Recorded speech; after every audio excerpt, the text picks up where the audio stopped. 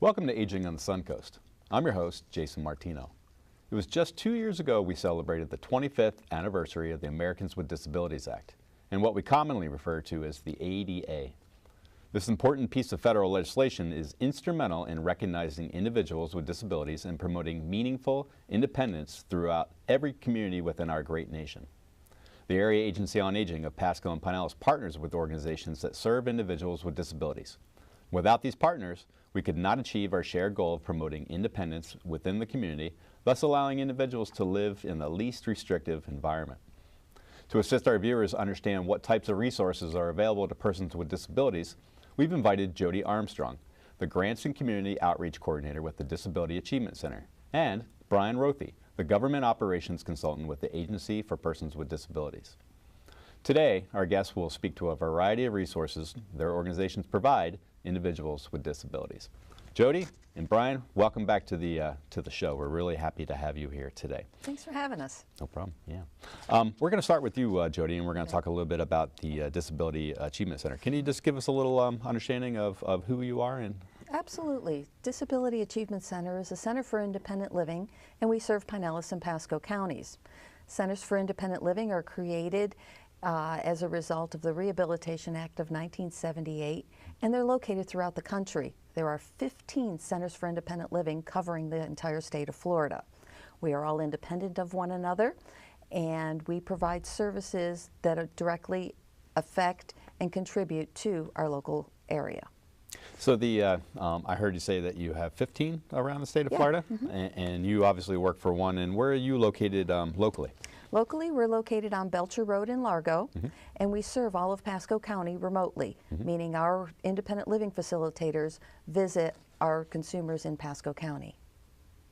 You also serve Pinellas County too, do you not? We do. Yeah, and I know you have a plethora of different services that we're going to really get into, take a deeper dive into a little bit later on. And we have Brian here with us today, and he represents the Agency for Persons with Disabilities. Do you want to give us a little understanding of who the Agency for Persons with Disabilities is? Sure. So we are the State Agency for Persons with Disabilities. We're better known as APD. Our mission is to support individuals with developmental disabilities in living, learning, and working in their communities. Historically speaking, we were a developmental disabilities program underneath the umbrella of the Department of Children and Families. But in 2004, the state of Florida recognized the growing needs of Floridians with developmental disabilities and their growing complexities, and legislatively mandated that the agency stand alone, separate from the Department of Children and Families. What a smart mandate. Yeah. Absolutely. We serve individuals, and we actually, I define the term disability through Florida Statute 393.063 as a developmental disability that manifests prior to the age of 18 and is severe and persistent in nature, with the, I guess, expectation of continuing indefinitely. Yeah. Now, Jody, I wanted to go back to you and the Disability Achievement Center on there. When we talk about disabilities, I mean, Brian added that disabilities are very complex, and there are a wide range of different disabilities that people could be dealing with. What kind of disabilities do you generally? We serve all people with disabilities of all ages. So we don't target just developmental, or we just don't target physical. We do the entire spectrum. Okay. Bottom line, you have a disability, we will help you. Yeah. So Brian was talking about that he represents well, the Agency for Persons with Disability, and that is a state agency. And your agency is a not-for-profit, right? Correct. Yeah. So what sets your agency aside from other agencies that might serve individuals with disabilities? We're different in not only that we serve all people with all disabilities, but also that we are composure. More than half of our staff and our board of directors must have a disability so that we are who we serve. Oh, cool. Yeah. And can you do it alone? No. No. And neither can I, and neither can the Agency for Persons with Disabilities. So we all work together, kind of like I was talking about in the monologue, to serve that common goal for those individuals seeking to have independence within their life. Brian, you mentioned the different types of disabilities that fall under Florida statute. Do you want to talk out loud of what those actually are? Sure. So APD, the State Agency for Persons with Disabilities, serves individuals that fall into or essentially 7 different developmental disabilities.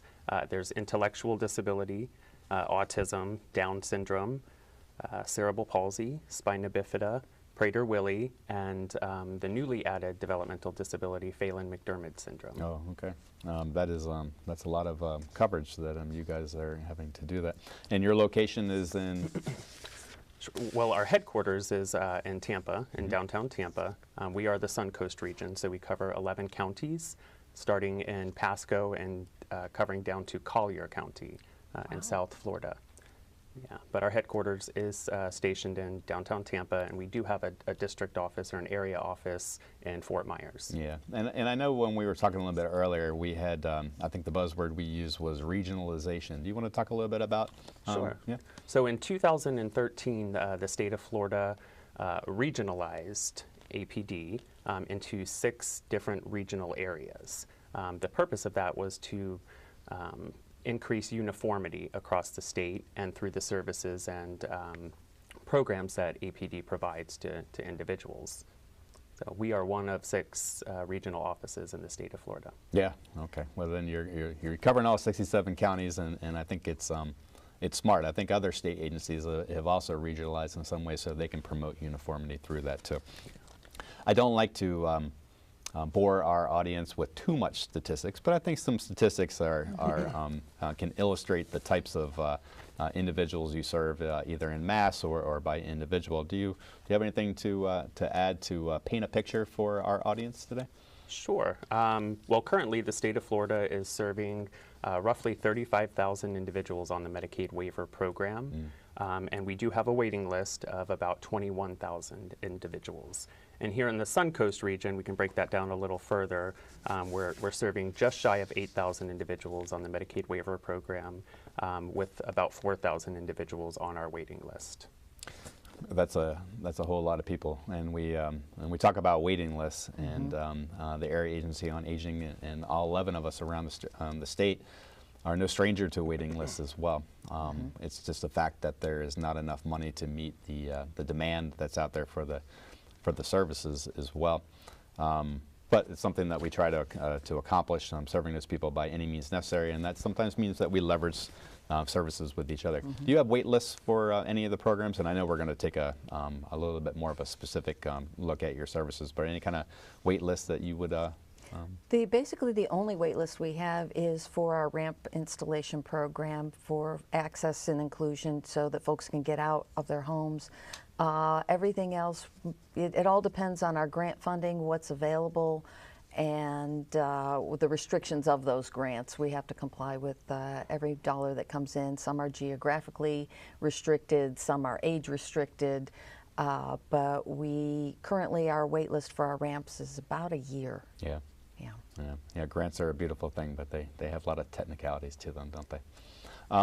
We were talking earlier too, and I think when we were talking about disabilities, you had mentioned to me that there has to be a diagnosis for that disability. Can you spend a minute or so on what it takes to get diagnosed with a disability? Sure. So for each developmental disability that APD covers, there's a different diagnosis attached to that we would need to look at to determine eligibility for APD services. So for example, an individual with an intellectual disability, one of the things that we would look at is a psychological evaluation that is inclusive of a full-scale IQ score below 70. And to meet the requirements in Florida statute of severe and persistent, we would look at different adaptive testing and adaptive deficits per se for a diagnosis of intellectually disabled. Yeah. Any type of diagnoses that you need with the Disability Achievement Center? Self-stated. Yeah. Yeah. Yeah. If you have one, we are who we serve, so we know what's out there. We know what the resources are. Our staff is very well trained and very, very professional in being able to address the needs of the folks, and we know what our limitations are as well. Yeah. What about age for eligibility? What ages do you serve? Do you have a specific parameter, a threshold, or do you serve all ages that? All ages, all disabilities. Yeah, well, that's awesome.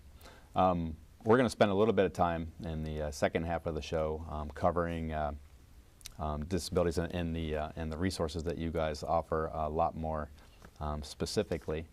And so I'm trying to think, is there anything else that you think that we should be adding to the broad level view of what we're offering our audience right now?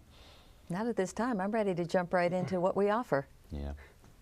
Yeah. Yeah, we got lots to talk about during that time right there. So, good. So please stay with us while we take a short break. As usual, don't forget to have your pen or pencil ready. We'll be running contact information for the Agency for Persons with Disabilities, the Disability Achievement Center, and the helpline during the break and at the end of our show.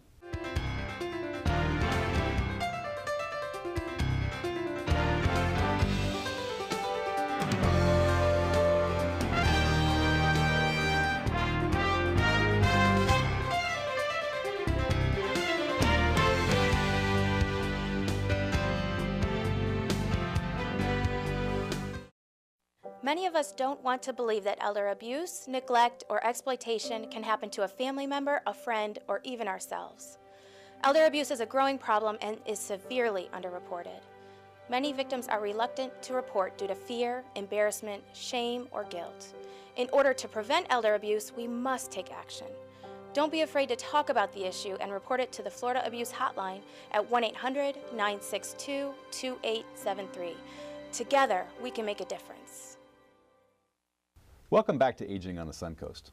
During the first half of the show, Jody Armstrong and Brian Rothy helped us understand who their agencies are and what their agencies do. Let's continue our discussion and delve into specific resources both agencies provide within Pasco and Pinellas counties. Jody, Brian, welcome back to the show. Thank you.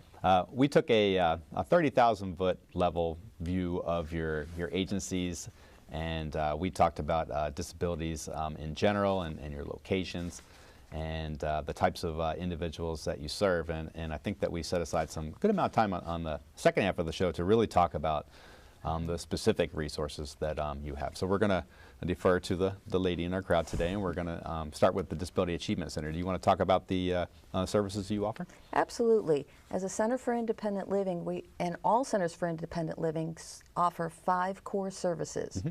The first one is information and referral. We had talked earlier about how we feed off of each other and we refer each clients to each other. Sure do. This is our resource list is vital. If someone with a new disability doesn't even know where to begin, we do. So that's why we encourage folks to give us a call. If you have no idea where to obtain services, we're a good start. The next thing is independent living skills. Independent living skills teach the basics on how to live independently, anything from budgeting to cooking. We have a very vibrant youth group that meets weekly that even started a green thumb garden outside. Really? So bringing this whole concept together of independent living, it's not only just budgeting and the basics, but we talk about current events and things like hurricane preparation and how to protect yourself against the flu. Our third one is peer mentoring. Folks with like disabilities, there's tricks of the trade, and we try to pair folks up together so that they can improve their life situation. Our fourth core service is systemic and individual advocacy. On a systemic basis, we were the lead on the advocating for the creation of Pinellas County's Council for People with Disabilities, which just had its first meeting in December. Yeah, that's right. And we're very proud of that. Sure. And it's a clearinghouse to an advisory group to talk about access and inclusion throughout Pinellas County. And we believe that folks with in the disability community know what's best and what are their needs, and to get their voice all the way through. Awesome. On an individual basis, an example I like to use is we had a deaf dad and hearing mom have a baby, and shortly after they split, and mom petitioned the court for full custody because, well, gee, dad can't be a good dad, he can't hear. Well, we got this dad into parenting skills classes. We went with him to every court hearings so that he understood the questions clearly, and today they enjoy joint custody of their beautiful 3-year-old daughter. That's a great example of a success. That's cool. Our 5th core service is transition. Transition means any type of change that someone is going to, whether you're leaving school and entering the workforce, whether you're moving from mom and dad's house to your first home, or moving from your great big home into a smaller and more congregated community as you age. We assist with all those types of transition. Those are our 5 core services: information and referral, independent living skills, peer mentoring, systemic and individual advocacy, and transition. What a great 5 core services that you offer over there. And you offer a litany of other different things that, if we have time, we're going to talk about today, but those are the 5 core services that your Center for Independent Living, your agency, covers on there. Brian, you have a wealth of different things that you offer over there as well. When we were talking a little bit earlier, we were talking about the Medicaid waivers, and I have some familiarity with a Medicaid waiver, but who best to articulate it better than yourself? Sure. So what is the Medicaid waiver program? The program is, it's a state program that's funded through federal and state dollars, and it provides a plethora, really, of home and community-based services to individuals who basically, literally waive their right to being served in an institutional setting or a medical setting. Right. And when we say, and I think our agencies do things very similar, but also with some differences, obviously, because of the nature of the business. But when we say home and community-based services, we really mean those services that can be provided in that person's home or within the community, and that allows that person to live independently in the least restrictive area. Now, you were talking about. And that's got to be pretty similar to what you mean by home and community-based service. Absolutely. All right. So you were talking about 2 different ways earlier of how you implement that Medicaid waiver. Can you talk about that? Well, there's 2 programs that we use to implement the home and community-based waiver program.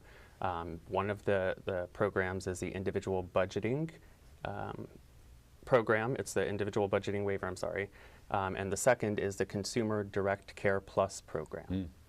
Yeah, and what exactly is the Consumer Directed Care Plus? Sure, so it's commonly referred to as CDC Plus, Consumer Directed Care Plus. It's actually a very unique program where the individual manages their annual budget and can purchase the different services and programs that they would like to see happen. What makes this program unique and different from the iBudget program is that the individual can hire non-Medicaid waiver providers.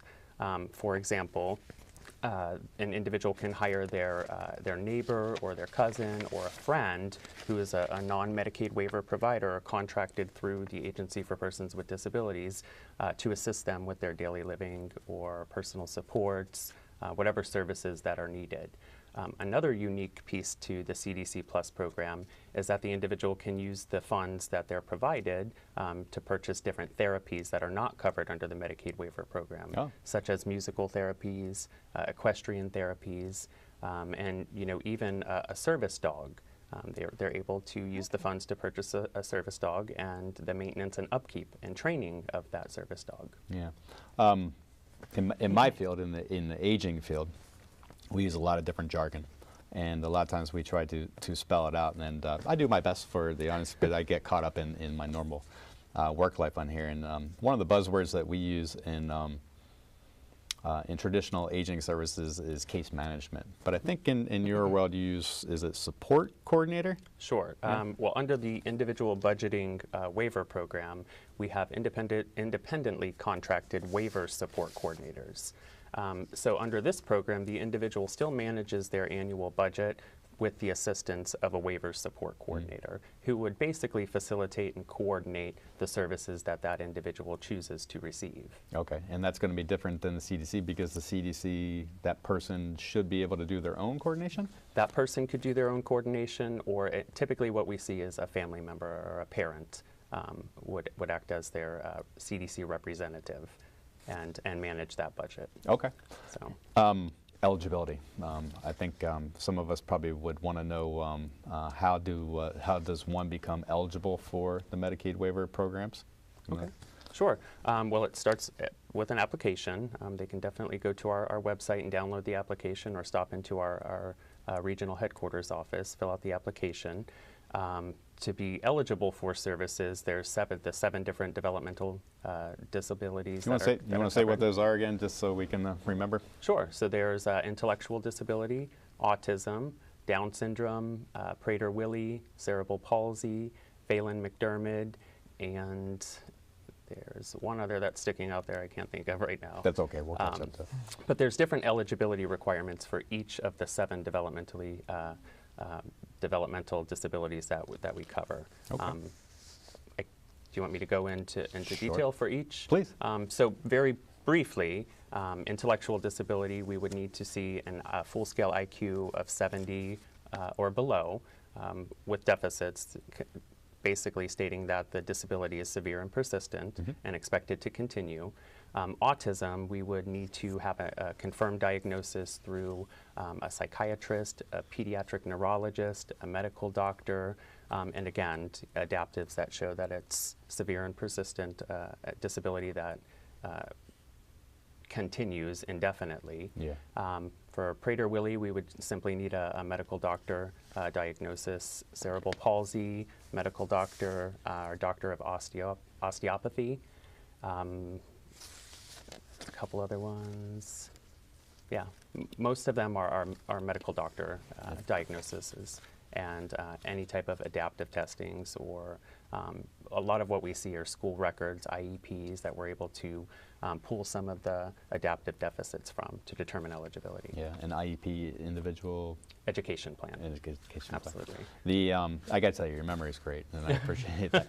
There's tons of little factors that I have a hard time remembering about all the eligibility process, but you make it easy, and the reason why is because I've been on your website many, many times, and your website is very explanatory to a lot of the different processes that people have to take in order to become eligible for the program, or just really information in general to find out what is necessary to be enrolled in some of those programs. And so kudos to the Suncoast region and or to the state for designing a website that's pretty intuitive for that piece of it. And your website is also a pretty good piece of information.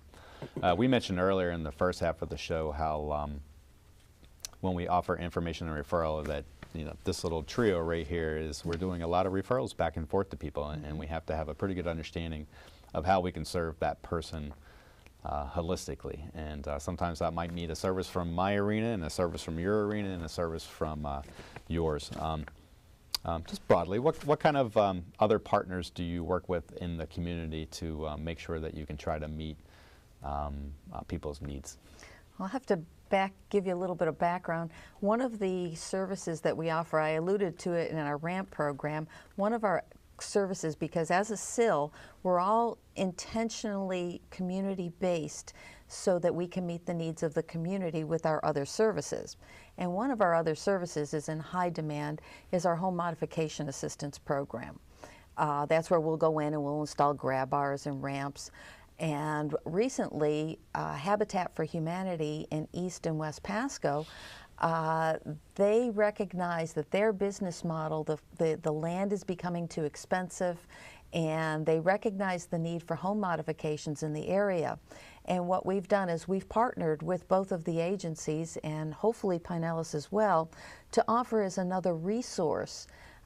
If we get a request for a home modification that we know we won't be able to get to quickly, we're able to partner with the habitats and say, here's another resource that maybe they may be able to provide quicker service to you than we can. That's really cool. And what kind of cost does that person with the needing the home modification, what did they incur from that? For my agency, nothing. It is we provide all of our services free of charge. Habitat has their own guidelines, and that's what they would have to comply with. So that's why I say we offer as another resource, and if it works, it works. Yeah. And you have a couple of different things that that you offer outside of the 5 core services on there. When we were talking about communication, we know that is communicating with back and forth with anybody is essential to making things happen. Absolutely. And you assist people with that? We do. We also, in addition to our home modification program, we offer deaf and hard of hearing services. We offer a medical equipment recycling program where we accept durable medical equipment, fix it, clean it, and give it to someone in need. And we also offer, in addition to our deaf and hard of hearing services, we offer the employment services, the on-the-job training, and job shadowing and self-advocacy for all people with disabilities. Yeah. Can we go back to your medical equipment recycling program? Tell us a little bit about that.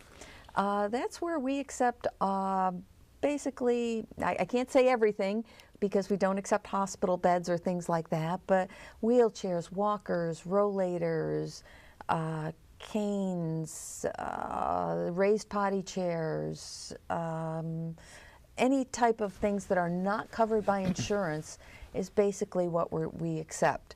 And we fix it, we refurbish it, and again, give it to someone who cannot otherwise afford it. And what that does, it gives them the independence to be out and about in the community again. And you just give it to them? Yes, sir. That's pretty awesome, because those types of that equipment and those assistive devices in so many ways they could be pretty pricey. They can be, and if you're trying to live on a fixed income, it's sometimes not unaffordable. Yeah. And yeah, that's so critical in our community. And I know one thing that you offer in the community, because you did it for our agency. Your executive director, Joe DiDomenico, came by and he did a Americans with Disabilities Act evaluation on our actual office to make sure that accessibility was, we were able to accommodate those individuals. Can you talk a little bit more about that?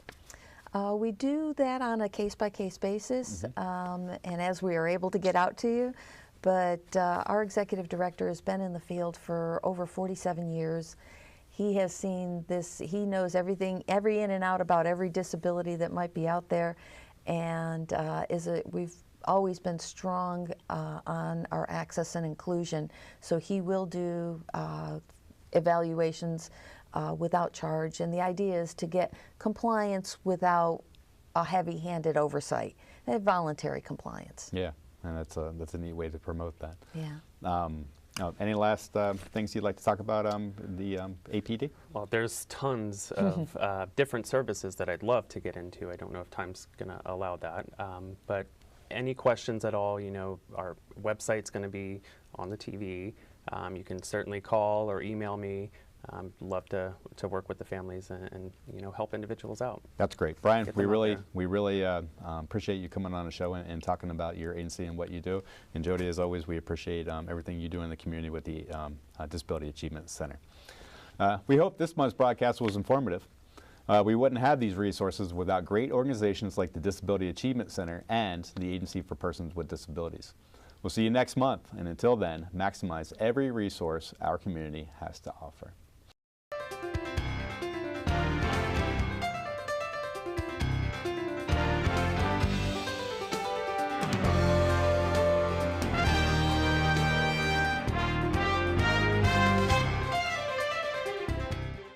Many of us don't want to believe that elder abuse, neglect, or exploitation can happen to a family member, a friend, or even ourselves. Elder abuse is a growing problem and is severely underreported. Many victims are reluctant to report due to fear, embarrassment, shame, or guilt. In order to prevent elder abuse, we must take action. Don't be afraid to talk about the issue and report it to the Florida Abuse Hotline at 1-800-962-2873. Together, we can make a difference.